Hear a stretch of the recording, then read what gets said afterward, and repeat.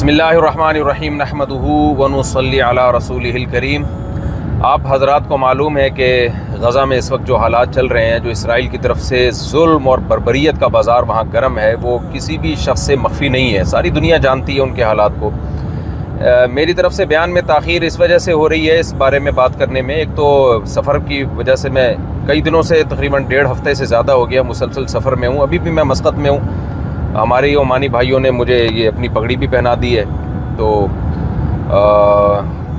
اسی پگڑی کو پہن کے میں آپ سے اس وقت مخاطب ہوں۔ اور دوسری تاخیر کی جو وجہ ہوئی ہے ایک سفر، اور دوسری وجہ یہ کہ میں یہ دیکھنا چاہ رہا تھا کہ ہم ان فلسطینی مسلمانوں کے لیے جو غزہ میں اس وقت ظلم اور بربریت کا شکار ہیں، وہاں ہم ان کی مدد کیسے کر سکتے ہیں۔ تو آج الحمدللہ کچھ ذرائع مجھے پتہ چلے، تو میں نے کہا کہ میں پھر تاکہ جب میں کوئی اس بارے میں بات کروں تو ان کی مدد ہم کیسے کر سکتے ہیں، ان تک ہم امداد کیسے پہنچا سکتے ہیں، تاکہ تھوڑا سا اس بارے میں گائیڈ کر سکوں۔ تو یہ وجہ بنی ہے میری ایک ریکارڈنگ میں تاخیر کی۔ دیکھیے، دو چیزیں ہیں جس میں ہمیں اپنے کانسیپٹ کو کلیئر کرنا بہت ضروری ہے۔ پہلی بات تو یہ ہے کہ ہم تھوڑا سا ہسٹری کی طرف جاتے ہیں تاکہ آپ کو پتہ چلے کہ اس پوری جنگ میں اسرائیل ظالم ہے، فلسطینی مظلوم ہے۔ کیونکہ ریسنٹلی جو واقعہ ہوا جس میں فلسطینیوں کی طرف سے ایک تنظیم کی طرف سے ایک حملہ ہوتا ہے اسرائیل پر، جس میں بہت ساری عورتیں، بچے، ان کے دعویٰ کیا جاتا ہے کہ وہ ہلاک ہوئے ہیں، اور پھر پورا یورپ متحد ہو گیا، امریکہ متحد ہو گیا، احتجاج کرنے لگے۔ بات یہ ہے کہ ہم ٹھیک ہے، ہم تو قطعاً اس کے قائل نہیں ہے کہ عورتوں اور بچوں کو نشانہ بنایا جائے لڑائی میں، جنگ میں، لیکن یہ سلسلہ شروع کہاں سے ہوا تھا؟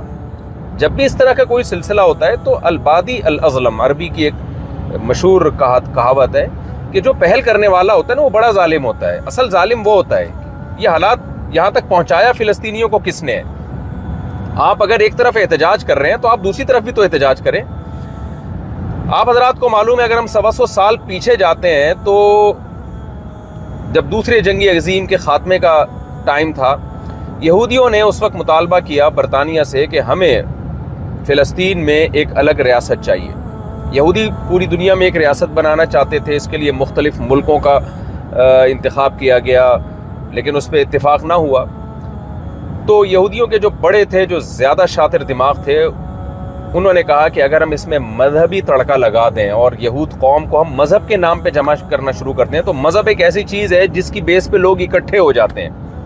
یہودیوں نے، جو صہیونی ہیں، انہوں نے یہ نعرہ لگایا کہ بیت المقدس چونکہ سلیمان اور داؤد علیہ السلام کا مرکز رہا ہے، یہودیوں کا قبلہ رہا ہے، اور وہاں سے ہماری خلافتیں دنیا پہ قائم ہوئی ہیں، لہذا وہ ہمارا ہے اور ہمیں وہاں جمع ہونا ہے۔ پوری دنیا میں ایک امن کی، ایک جنگ عظیم کے بعد ایک امن پیدا ہونے لگا تھا۔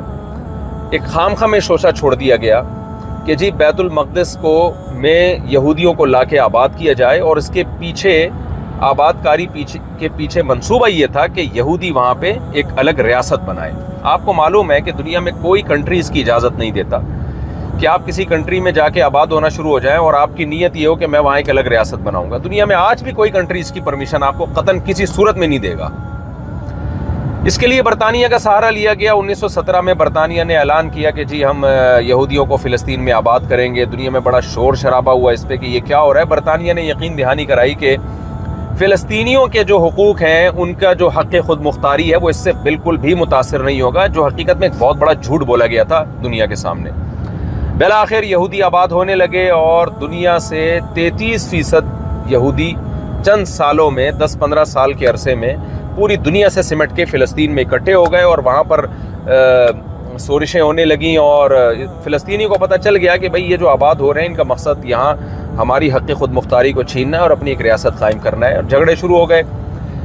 جب 45 میں دوسری جنگ عظیم کا خاتمہ ہوا ہے، برطانیہ کمزور ہو چکا تھا، اور برطانیہ یہودیوں کو اس طرح سے سپورٹ نہیں کر سکتا تھا۔ اقوام متحدہ بیچ میں کودی ہے، اور اقوام متحدہ نے کچھ سفارشات پیش کی، جن میں ایک اہم سفارش یہ کہ یہ پورا علاقہ یونائٹڈ نیشن کے حوالے کر دیا جائے، اور دوسری سفارش یہ کہ اس کو بانٹ دیا جائے اسرائیلی اور فلسطینیوں کے، یعنی یہودیوں اور فلسطینیوں کے بیچ میں، کیونکہ مسلسل حالات خراب ہو رہے تھے، بارڈر پہ کشیدگی بڑھ رہی تھی۔ مصر، اردن، لبنان اور شام مل کے لڑتے ہیں، یہودیوں سے، اسرائیل سے، لیکن بجائے فائدہ ہونے کے اسرائیل اور زیادہ مضبوط ہو گیا. اس کو فلسطین میں موجود جو عرب تھے ان کے گاؤں تباہ کرنے کا موقع مل گیا. اس نے فضائی بمباری کر کے سینکڑوں گاؤں اسرائیل میں، فلسطین میں تباہ کر دیے اور لاکھوں عربوں کو ہجرت پہ مجبور کیا.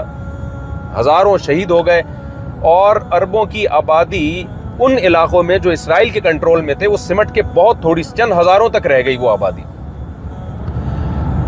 یعنی اس جنگ میں بجائے مصر کو اور فلسطینیوں کو فائدہ ہونے کے الٹا نقصان ہو گیا اور 80% علاقے پہ اسرائیل کا کنٹرول ہو گیا جو کہ 100% غاصبانہ تھا. یعنی وہ 80% تھا جو اقوام متحدہ نے بھی یعنی جو سفارش پیش کی تھی نا اس کے بھی خلاف تھا. یہ 80% علاقے پہ اور 20% علاقہ جس کو غزہ کہا جاتا ہے اور آج نقشے میں اس کو ویسٹ بینک سے تعبیر کیا جاتا ہے، یہ علاقہ اردن اور مصر کے پاس چلا گیا. 67 میں بہت بڑی وار ہوئی، آپ سب کو معلوم ہوگا. اس وار میں اسرائیل کی پوزیشن بہت زیادہ مضبوط تھی. مکمل امریکہ نے اسرائیل کو سپورٹ کیا، جو سپورٹنگ بالکل غلط تھی، بین الاقوامی قانون کے خلاف، یونائٹڈ نیشن کے لاء کے خلاف تھی. اسلحہ دیا اور بالآخر اس جنگ میں بجائے فلسطینیوں کی مدد ہونے کے نتیجہ یہ نکلا کہ مصر کے بھی بہت سارے علاقے اور شام کے بھی بہت سارے علاقے اسرائیل کے کنٹرول میں چلے گئے اور اسرائیل نے مصر کے بھی بہت سارے علاقے اپنے قبضے میں لے لیے. اس کے بعد 73 میں دوبارہ جنگ ہوتی ہے. اس سے پہلے 56 میں بھی ایک جنگ ہوئی جس میں برطانیہ اور فرانس نے مل کے اسرائیل کی مدد کی اور نہر سوئس پہ قبضہ کیا. سوویت یونین کی دھمکی کے بعد یہ لوگ پھر پیچھے ہٹے ہیں. آپ اس پورے ان جنگوں میں آپ دیکھ سکتے ہیں کہ کس طرح سے برطانیہ، فرانس اور امریکہ اس غاصب اسرائیل کا ساتھ دیتا رہا ہے، جس کا ساتھ دینے کا اسلام کی کو تو آپ ایک طرف رکھیں، بین الاقوامی قانون کی روشنی میں بھی اور بین الاقوامی اور یونائٹڈ نیشن کے لاء کے مطابق بھی کوئی تک نہیں بنتا اس کا. اس کے بعد لڑائی ہوتی ہے 73 میں. مصر نے کوشش کی کہ اپنے جو مقبوضہ علاقے ہیں ان کو اسرائیل سے آزاد کرائے، لیکن یہاں بھی مصر اور شام کی پوزیشن کمزور ہوئی اور اسرائیل بہت پاورفل تھا. لیکن اللہ جزائے خیر دے سعودی عرب کے بادشاہ شاہ فیصل شہید رحمۃ اللہ علیہ کو. شاہ فیصل شہید نے عرب ممالک کے ساتھ مل کے پالیسی بنائی اور بالآخر انہوں نے مغربی دنیا کو جو تیل جاتا تھا یورپ کو اور امریکہ کو، اس تیل کی سپلائی کو بند کر دیا، جس کی وجہ سے اسرائیل بہت مضبوط ہونے کے باوجود بھی کمزور ہو گیا. اسرائیل مضبوط تھا امریکہ کی وجہ سے اور ان مغربی طاقتوں کی وجہ سے. اسرائیل کمزور ہوا ہے اور پھر امریکہ بیچ میں کودا اور اس نے مذاکرات کروائے. مذاکرات میں یہ طے پایا کہ مصر جو ہے وہ غزہ کو خالی کر دے گا. جو فلسطین کا علاقہ غزہ کی پٹی ہے وہ مصر اپنی فوجیں وہاں سے نکال لے گا، اپنا تسلط ختم کرے گا اور مصر کے علاقے مصر کو واپس کر دیے جائیں گے. اس پر عمل ہوا اور اس کے بعد پھر فلسطینی نہتے ہو گئے اور یہودیوں کے رحم و کرم پہ ہو گئے. نتیجہ یہ نکلا کہ جو غزہ کا علاقہ تھا اس پہ دوبارہ سے اسرائیل نے کنٹرول حاصل کر لیا اور جو کچھ وہاں ہوتا رہا اس کی نیوز آپ پرانی خبریں اٹھائیں، پرانے اخبار اٹھائیں تو آپ کو پتہ چلے گا. وہ نیوز تھی جو بہت کم آ رہی تھی ہم تک. اس میں بھی جو ظلم اور بربریت دکھایا جا رہا تھا اس پہ بھی انسان کے رونگٹے کھڑے کرنے کے لیے وہ ظلم بھی کافی ہے. 2005 میں پھر فلسطینیوں کی مختلف تنظیموں کی طرف سے حملوں کی وجہ سے غزہ سے اسرائیل کو اپنی فوجیں نکالنی پڑی اور غزہ کو آزادی ملی. 2006 میں الیکشن ہوئے تو حماس وہاں پہ کامیاب ہوتی ہے ان الیکشن میں، لیکن اسرائیل نے اور امریکہ نے حماس کو دہشت گرد تنظیم قرار دے کر اس کی ریاست کو ماننے سے انکار کر دیا. اس کے بعد پھر لڑائیاں ہوتی رہی ہیں. آپ کو معلوم ہے 2021 میں رمضان میں جو کچھ اسرائیل نے کیا، نہتے فلسطینیوں پہ مسجد میں کس طرح سے فائرنگ کی گئی اور بچوں کو، عورتوں کو شہید کیا گیا. یہ جھڑپیں چل رہی ہیں اور بارڈر پہ الگ سے کشیدگی ہے. اس کے بعد یہ واقعہ ہمارے سامنے آیا ہے اور اس کے بعد اب جو غزہ پر جو بمباری ہو رہی ہے 1.1 ملین لوگ ہیں، 11 لاکھ لوگ ہیں جن کو 24 گھنٹے کا الٹیمیٹم دیا جاتا ہے کہ وہ علاقہ چھوڑ کے چلے جائیں، جبکہ مصر کا بارڈر بھی بند ہے اور چاروں طرف سے بارڈر سے نکلنے کا ان کے پاس کوئی راستہ نہیں ہے. ان کو حکم دیا جاتا ہے کہ وہ جنوب کی طرف چلے جائیں. آپ سوچئے کہ 11 لاکھ کی آبادی ایک 24 گھنٹے کے عرصے میں اپنا دفاع کیسے کر سکتی ہے. اور پھر وہاں جو بمباری ہوئی ہے تو BBC کی نیوز کے مطابق جو BBC کی نیوز کے مطابق پورے کے پورے خاندان تباہ کر دیے گئے ہیں. پرسوں میں BBC کی نیوز سن رہا تھا کہ BBC نے بتایا کہ ایک شخص کا انٹرویو لیا جا رہا ہے جس نے بتایا کہ اس مکان کے اندر میرا پورا خاندان تباہ و برباد ہو گیا ہے بم گرنے سے. آپ بتائیے جب مغربی میڈیا یہ کچھ بتا رہا ہے تو حقائق تو اس سے 10 گنا شاید زیادہ ہوں. آج پوری دنیا خاموش ہے. جس طرح سے بھرپور احتجاج ہونا چاہیے وہ احتجاج نہیں ہو رہا. میں ایک وہی بات کر سکتا ہوں جو اس وقت دیگر علماء کر رہے ہیں, دیگر مذہبی اسکالرز کر رہے ہیں کہ دیکھیے اس وقت ہم ایک دوسرے کو لان تان پہلی بات تو مت کریں. ہم یہ نہ کریں وہ یہ نہیں کر رہا, وہ یہ نہیں کر رہا, وہ ایسا ہے وہ ویسا ہے. یہ طریقہ اس وقت بہت غلط ہے. آپ یہ دیکھیں کہ میں کیا کر سکتا ہوں. سب سے پہلے تو ہماری ذمہ داری ہے کہ ہم سوشل میڈیا پہ بھرپور طریقے سے اپنا احتجاج ریکارڈ کروائیں کہ یہ غلط ہے, اس جنگ کو روکنے کی کوشش کی جائے. ہم اس ظلم میں کبھی بھی اسرائیل کو سپورٹ نہیں کر سکتے اور اسرائیل کے ہم مخالفت کریں گے. اور میں آپ کی اطلاع کے لیے عرض کروں کہ الحمدللہ سارے یہودی بھی اس وقت اسرائیل کے ساتھ نہیں ہیں. بہت سے لوگ ہیں جو انسانیت کے رشتے کو جانتے ہیں, ان کے سینوں میں بھی دل ہے.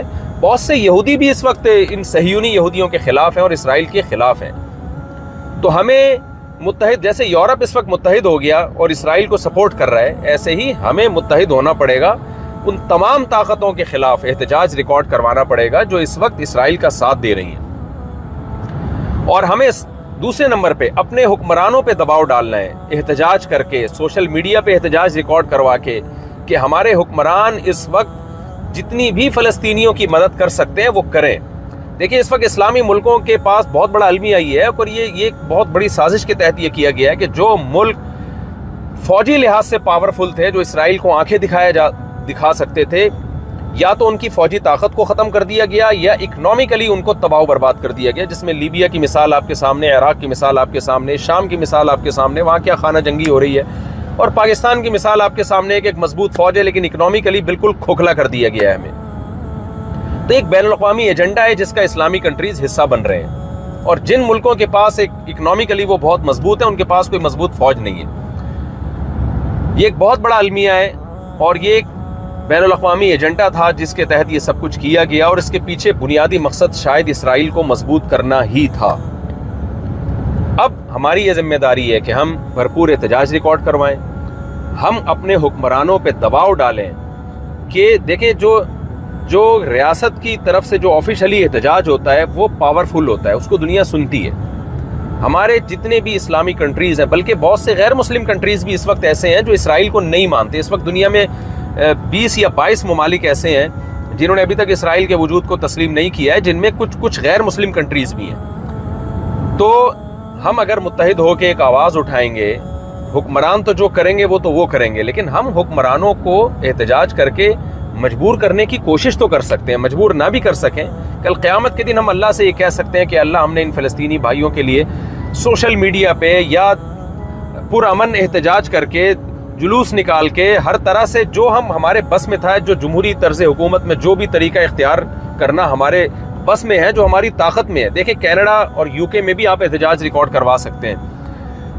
پرامن احتجاج کروانا پوری دنیا میں یہ آپ کا